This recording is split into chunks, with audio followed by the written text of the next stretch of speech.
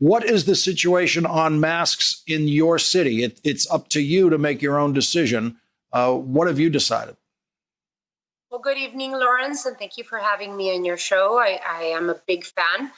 I signed my emergency proclamation at 2 p.m. today, and the reason that I had not been able to sign to make masks mandatory in our city was because Governor Ducey, in his emergency and in his executive order, preempted cities, towns, and counties in Arizona from taking steps further than what his executive order directed us to do. So it took some pressure from doctors. More than 1,000 doctors signed a letter asking the governor to make masks mandatory.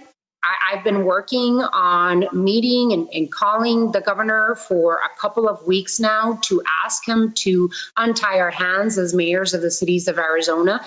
And just up until yesterday, did we hear from the governor that he would untie our hands and let cities, towns, and counties has their own mandatory mask ordinances.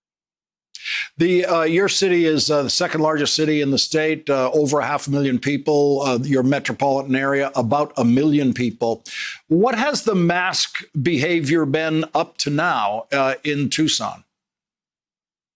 People are generally following wearing masks here in Tucson, Arizona. I think that our residents are very aware of the crisis and the emergency that's happening in our state.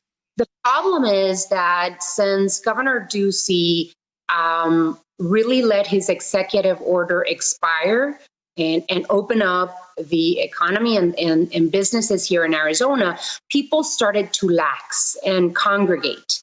And so that's when public health experts have pretty much linked the opening of the state to what the surgeons in cases that we see here in Arizona. It's completely linked to the reopening of the state. And so we're very concerned. It's very alarming. And what I had been asking the governor was that he institute a mandatory face mask or untie the hands of mayors so that we could make our own decisions. The mayors, as you well know, are the front line of government, and we know our communities.